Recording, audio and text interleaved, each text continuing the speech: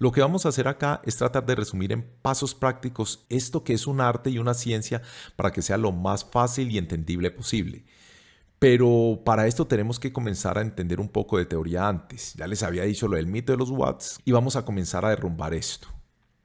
Nosotros no percibimos watts, lo que nosotros realmente percibimos es sonos, que son mejor medidos en decibeles. Watts es una medida de trabajo o consumo que no significa directamente qué tanto escuchamos. Nosotros no queremos simplemente algo que consuma más, nosotros queremos algo que nos dé la percepción apropiada a lo que necesitamos. Muy fácil de entender este es con el concepto de las bombillas LED. Una bombilla de 20 watts puede lograr el efecto lumínico de una de 100 watts tradicional, es decir, 80% más de eficiencia. Así que a nosotros no nos debe importar cuántos watts puede consumir un altavoz, sino cuánto sonido me puede dar, es decir, cuántos decibeles de SPL, presión sonora, produce. Entonces, para calcular más efectivamente esto, deberíamos pensar es en decibeles inicialmente, y para esto nuestro nivel base es el nivel de ruido ambiente del sitio, que también es medido en decibeles. Si nosotros terminamos diseñando un sistema que esté igual o por debajo del nivel de ruido, estaríamos botando el dinero. Y si lo estamos diseñando muy por encima, estamos ya generando una fuente de contaminación auditiva. Ya vamos entonces a darles unas pistas para hacer estos cálculos lo más fácilmente posible, aún para personas sin experiencia en audio band. Por supuesto, existen software avanzados de modelación, herramientas de medición precisas y muchos conceptos técnicos avanzados que no alcanzaremos a tocar acá y que para proyectos con el presupuesto asignado para invertir en una consultoría de diseño muy precisa, muy avanzada y muy profesional pueden contar con nosotros para ayudarles en esto. Acá van a encontrar la teoría básica y práctica real detrás de esto. Debemos considerar como ruido todo aquel sonido que no sea deseado. ¿Y qué tanto tenemos que estar por encima de este nivel de ruido para que podamos percibir adecuadamente lo que queremos reproducir? Si nuestro propósito es generar música ambiental, deberíamos de estar al menos 3 decibeles por encima de este nivel de ruido. Esto es apenas perceptible. Va a generar un ambiente sin llamar demasiado la atención, va a ser parte del espacio, pero sabremos que ahí hay algo. En algunos casos hasta 6 decibeles es aceptable. Más de esto ya se convierte en algo muy notorio para considerarlo ambiental y podría molestar a algunas personas. Pero si nuestro propósito es que la música esté en primer plano, es decir, que sea un poco más notoria, tenemos que estar al menos entre 9 y 12 decibeles por encima del nivel de ruido. Esto se usa mucho en tiendas tipo boutiques que quieren que cuando las personas entren sienten la emoción de estar en un espacio que les van a traer imágenes y sensaciones determinadas sin dudarlo. Para anuncios, mensajes e inclusive evacuaciones, los anuncios de voz tienen que realmente, para que se escuchen, para que la gente pare y entienda lo que se quiere decir, estar por lo menos de 10 a 15 decibeles por encima del nivel de ruido. Y finalmente, si lo que queremos es un concierto, una discoteca o cualquier otro sitio en donde vamos a hacer que el audio sea protagonista, deberíamos de estar entre 15 a 20 decibeles por encima del nivel de ruido. Ya después de haber determinado qué tanto tenemos que estar por encima del nivel de ruido, el siguiente paso lógico es conocer cuál es el nivel de ruido de cada área que vamos a sonorizar.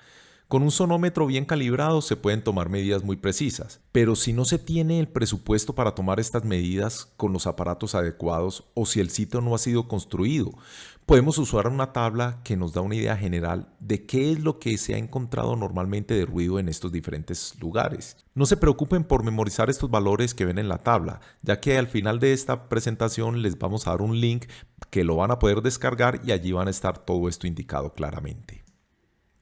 Dejemos por un momento la parte de la teoría acústica y miremos un poco más de los altavoces y sus especificaciones. Primero, tenemos que determinar en dónde podemos, por estética y funcionalidad, instalar los altavoces. Y puede ser en el techo como en los XPT66H o si lo requieren con caja protectora los XPT630HTM o si el techo es muy alto y los necesitamos suspender los XPS530K. O puede ser para instalar en pared como los XPM530 o los XPC40C o XPJ30C para jardín y XPP30 que además son para intemperie.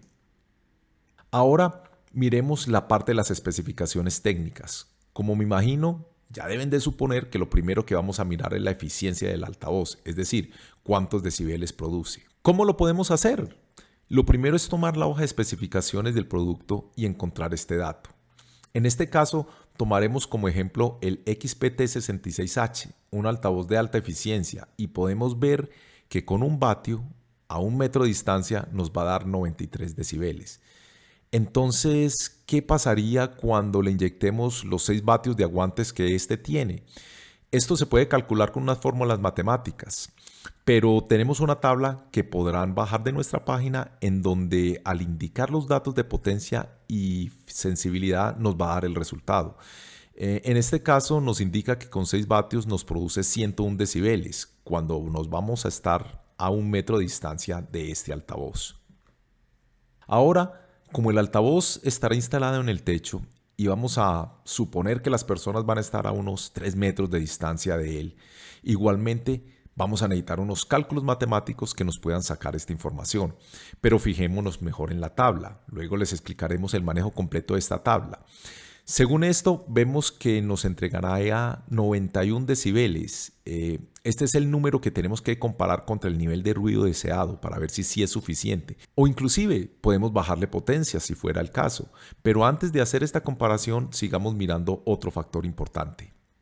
Ya sabemos qué tan duro va a sonar el altavoz. Ya sabemos que vamos a estar al frente de él. Pero otro punto importante a notar es el área, el espacio que cubre este de manera homogénea. Un altavoz típicamente tiene una cobertura de 90 grados. Esto es una generalización. La mejor forma de saber esto es viendo las especificaciones. Y allí hay unos diagramas polares. Tomemos como ejemplo del XPT630H. Esta cobertura vemos que varía según la frecuencia en que se mida. Por eso lo más importante es fijarse en la de 1000 Hz, que es la frecuencia central para la voz humana. Pero ¿cómo vamos a calcular esto? ¿Cómo lo vamos a representar en el espacio físico? Nuevamente con unas fórmulas matemáticas o con un software de modelación. Pero acá usemos también la útil tabla que encontramos en nuestra página web. Si nos fijamos en la tabla de ayuda que tenemos en DreamSound, nos indica que a los 3 metros de altura el altavoz nos va a cubrir un espacio de 6 por 6 metros, es decir, 36 metros. Y también en la misma tabla podemos ver que el extremo de los 36 metros vamos a recibir 84 decibeles. Hay algo que a veces no se percata a primera vista y es común que algunos clientes nos indiquen que como el techo es más bajito, entonces van a necesitar menos altavoces. Tal vez en potencia esto sea cierto, pero en cobertura no, es lo contrario. Lo podemos mejor ver en esta gráfica y ver que a la medida que nos acercamos el área de escucha, se va a estrechar cada vez más la cobertura. Así que entre el altavoz esté más alto, más área va a cubrir y entre más bajo, menos área va a cubrir. Ahora sí juntemos todo lo aprendido hasta ahora. Si tuviéramos un supermercado que según la tabla que podemos esperar es de 70 decibeles de nivel de ruido ambiente y queremos hacer anuncios para que las personas que estén de compras allí entiendan con suficiente audibilidad, es decir, 12 decibeles por encima del nivel de ruido ambiente, nuestro altavoz en toda el área de cobertura debería ser capaz de producir por lo menos 82 decibeles de SPL. ¿Estamos de acuerdo hasta ahí? Ahora, usemos la tabla como elemento de guía y vemos que el XPT66H a 3 metros de altura y con 6 vatios de potencia nos va a cubrir 36 metros cuadrados con 84 decibeles en sus extremos. Y como lo requerido es 82 decibeles, este trabajaría sin problema en esta aplicación. Si dijéramos que el área total del lugar a sonorizar es de 200 metros cuadrados, nos va a dar la división de 5.5 altavoces. Esto los aproximamos a 6, así que con 6 altavoces tenemos para cubrir estos 200 metros cuadrados sin problemas. Juguemos un poco más con la tabla para que vean su utilidad en proyectos donde no hay el presupuesto ni el tiempo para simulaciones acústicas de más detalle y profundidad.